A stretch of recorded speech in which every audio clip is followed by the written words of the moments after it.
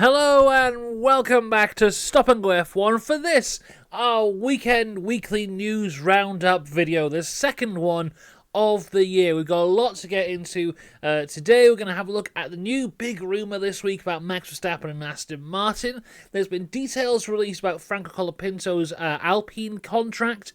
Potentially the Alpine Livery has been leaked, and also we're going to be taking a look at what Haas have been doing this week, as well as looking towards the future of Lewis Hamilton and Ferrari coming up in the next couple months. So, before we get into all that, firstly, there was a video that dropped on the channel yesterday, a tier list, proper YouTube content, a tier list, ranking every single F1 winners trophy from last year. So we put them in a tier list from the best to the worst, and you can go see that on the channel right now, after this video, of course. And of course, we have to say like and subscribe, and a huge shout out to the members: Dakota, the Joyous James, Robin Myers, and Cinnamon Strudel. If you want to become a member, click the link in the description right now. If you become a Mansell Mustache member, there's actually just loads of videos available for you right now before anyone else gets to see them. But let's get into the news, starting with this rumour about Max Verstappen, who has been linked to Aston Martin for 2026.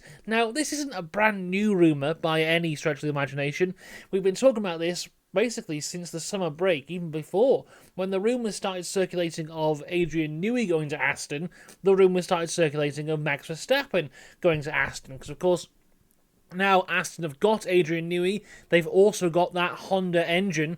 It's basically Red Bull. So those rumours started of Max Verstappen going there, and of course Aston aren't short of money in any stretch of the imagination. But, this week, reportedly, Aston Martin have started to tell their sponsors that Max Verstappen will be in their car in 2026, although, when questioned about this, Aston Martin have denied the claim. The rumour states that the contract being offered to Max Verstappen is worth £1 billion. So, a lot of money on the table here for Max Verstappen, and of course the question around this is, would he stay? Would he go? As I just stated, Newey's there, Honda is there. That has been the backbone of Max Verstappen's championships. I'll say that again. That has been the backbone of Max Verstappen's championship success over the last few years, the Honda engine supplier and the Adrian Newey designed car.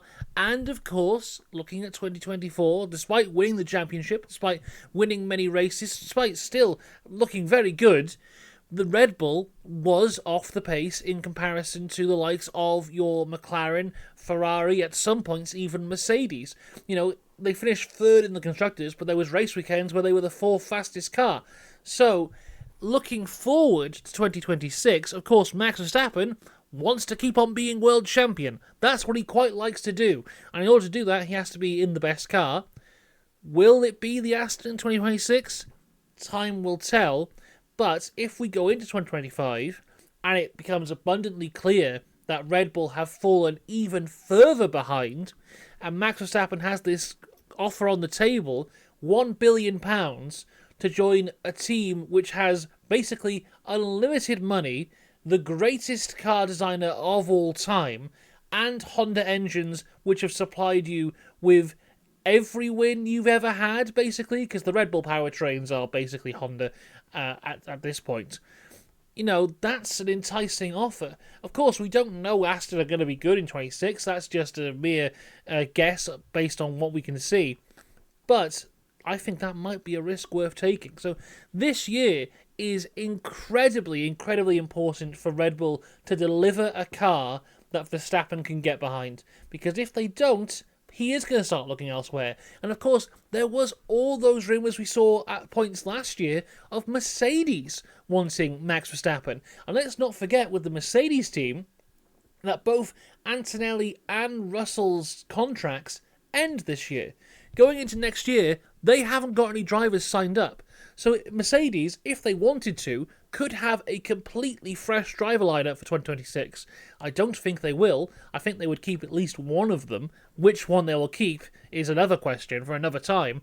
But Mercedes could also come swooping in and try and get Verstappen on board as well. So it's a huge year for Red Bull, who have a driver issue as it is with that second Red Bull seat. The only constant they have is Max Verstappen, and luckily for them, he's the best driver on the grid right now. Their second seat situation has been an issue for them since Ricciardo left. They don't want to be in a position where they now have an issue with both of their drivers. So Red Bull must deliver in 2025 to keep Max Verstappen, because he will just go elsewhere. I know he's got this big old contract which is supposed to last until I think it's 2028, but when you have the money behind you that Aston Martin do, they can very easily pay that off. Contracts are only worth the paper they are written on. We've seen that many times.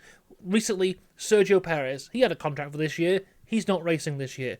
Daniel Ricciardo had a contract for all last year. He didn't do it. Same with Logan Sargent. Contracts can and will be broken. Red Bull must deliver in 2025. But let's move across now to talk about Alpine. They've been the ones we've been talking about quite a lot as of late. And of course, the news over the past couple of weeks was the signing of Franco Colapinto in the reserve role, and now the mounting pressure on the back of Jack Doohan, as it looks more and more likely that he will be dropped at some point in the season for Franco Colapinto to come in and replace him.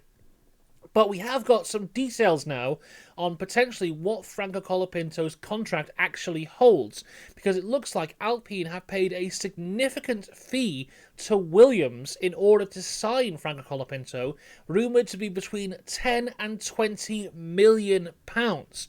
But the other rumour on this is that despite Colapinto's contract with Alpine, he's technically on loan from Williams. So Williams could recall him at any time, which to me, those two things don't go together. How can you pay £20 million to loan someone who can go at any point? I know Alpine have made some bad decisions in the past, but if that's a decision that they have made, that is awful. You're paying £20 million for someone who could just be called at any point. And I don't want to get too far into 2025 predictions at this point, but I don't think this is going to be a good year for Alexander Albon. I think he's going to get shown up this year, because he's a good driver, but I don't think he's of that top level. And I think we saw that be exposed a little bit last year. When he was driving alongside Logan Sargent or Nicholas Latifi, he looked very good. But when Franco Colapinto came into the car, I don't think Colapinto was as good as Albon, but he was damn close. And he came in at a halfway point with no F1 experience, and he was close to Albon's level. Now Carlos Sainz is in that car. Carlos Sainz, who has had to be teammates with Charles Leclerc. Carlos Sainz, who's had to be teammates with Lando Norris. Carlos Sainz, who's had to be teammates with Max Verstappen. He has gone up against some of the best in F1 right now, and he has shown himself every single time to be close to them. He beat Lando in every year they were together. It was Lando's first couple of years, granted, but he still beat him. He was very close to Charles Leclerc. I think he beat Charles Leclerc one year. Was that 2020 or 2021? He beat Charles Leclerc. I don't think he beat Max Verstappen, but they're both in their rookie years, and he was still very close. He's had tough teammates, and he's showed himself to be good enough to match them. I don't think Albon is going to be anywhere near Sainz's level this year. And if we do get into that position where he's not on that level, discussions will start to surround Albon of, is he good enough, should he be dropped? Because that's how the F1 community works. As soon as someone is not on the level of their teammates, it's basically time for them to go. That's what we saw with Perez. Perez in F1 for years was fantastic. His time in Force India Racing Point, he was incredible. Then he went alongside Max Verstappen, and he wasn't as good as Max Verstappen. The conversation started. He is now gone. The same thing could happen with Albon.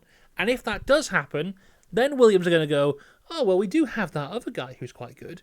We'll just call him back from Alpine, if that's what they've done here. So personally, I don't believe the on-loan rumour, because it just makes no financial sense, especially when you combine it with another thing we've learned about Colapinto's contract this week, is that it's 5 years long. Alpine have paid £20 million for a 5-year contract for Colapinto. You don't do that if you can lose him at any time. And the thing is with Colapinto's 5-year long deal, right, this just goes to prove that he'll be in that car sooner rather than later. That is the longest current contract for any F1 driver on the grid. I know Max Verstappen signed that massive contract when he won his first world title. Colapinto's contract now goes longer than that. Charles Leclerc signed the longest Ferrari contract in the history of Formula 1. Colapinto's contract now goes longer than that. He has the longest deal out of any current Formula 1 driver on the grid, and he doesn't have a seat. So Alpine are putting all their eggs in the Colapinto basket. They've seen this guy, they've gone, right, he's our guy. We're going to pay £20 million, we're going to give him 5 years on his contract, and he's going to be our guy. For me, I said last week, Doohan has the opportunity to go and prove himself, and he still does have that opportunity to go prove himself. But I don't know what's going to happen if he does, because Colapinto is driving an Alpine this year at some point. So Alpine might be in an incredibly difficult situation if Doohan comes out the gates and actually does quite well, because they're going to have to get rid of him at some point. They're not going to get rid of Gasly, because I think Gasly will perform, because Gasly always performs, and I imagine he's on quite a bit more than Jack Doohan, so it would cost quite a bit more to get rid of his contract. So if Doohan...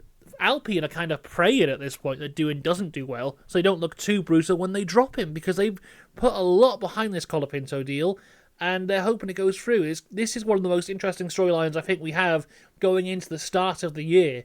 All eyes on Jack Doohan, because if he performs, Alpine are in a tough spot. But Alpine have already been in a tough spot this week, because Flavio Briatore has Instagram, which is a weird thing as it is, but that's a separate conversation. But he put on his Instagram accounts this week a little video of a marketing meeting, which is weird as it is, but let's share some images here. Here we go. If you're watching on YouTube, you can see this here. This is the image he has shared. Well, it was a video that he shared. There's a screenshot from it. And we can see lots of middle-aged men in a boardroom. Nothing new here. But what we look at here on the table is potentially a leaked image of what the Alpine for 2025 is going to look like. And we have a bit of a closer image here. And we can see it looks like a blurry, low-res image of a car, which is what it is, because it was taken from Flavio Briatore's phone. But basically what we're looking at here is a pink and blue car, which shocks absolutely nobody. But what we're also looking at is it doesn't look like there's a lot of carbon fibre on it. And we can see here on this photo a top-down view, looking pretty good.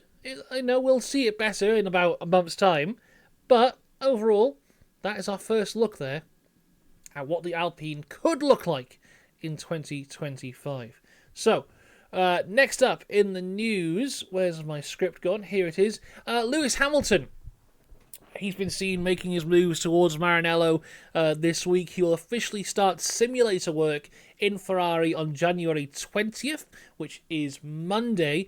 But then his first time actually driving a Ferrari is reported to be January 22nd, which will be Wednesday. That is assuming that the weather conditions are good. So we will probably see a first ever image of Lewis Hamilton in a Ferrari on Wednesday. Probably be an older car, maybe like a 2020-ish car. But yes, we will see for the first time Lewis Hamilton in a Ferrari by the end of next week, which is pretty exciting. Also exciting is what happened to Haas this week. They had their first ever TPC test, which is test of previous cars. Took place this week in Jerez in Spain. Ollie Behrman and Esteban Ocon both drove the car, as did Ritomo Miata, Formula 2 driver and former Super Formula World Champion, as part of the Toyota connection that they have now. He is a Toyota driver, was part of that Haas test there. So yeah, no real results or anything from there, nothing to look into, but just their drivers getting a bit more experience in the cars, working with the Haas team, and also that Toyota pairing with the Haas growing and growing even more. So good stuff coming out of Haas as we grow closer and closer to livery launch season, then testing, then the actual 2025 season, all to come in the next, month and a half now. We're closing in. We're nearly there. We're getting there, everybody. Won't be long. So, there you go. That's all the news we have this week. Let me know what you think in the comments down below. As I said, the tier list video is up on the channel right now. There will be another video out on Friday. I'll tell you what it is right now. You get a little sneak peek, everybody, because you stuck to the end of the news video. Well done. It's Formula One's next big thing. Now, we did this last year. I did it last year, Formula One's next big thing, Ollie Behrman. So it was just like a mini documentary on the junior Formula career of Ollie Behrman. I've done another one this year, and it's all about Gabriele Bortoleto. So that comes out next Friday, so look forward to that one. Apart from that, go watch all the other videos as well. They're all there. There's like 700 videos on this channel now. Just watch all of them. Put them on a loop in the background and just have a fun time, you know? That's what I'll say. Right, we're done.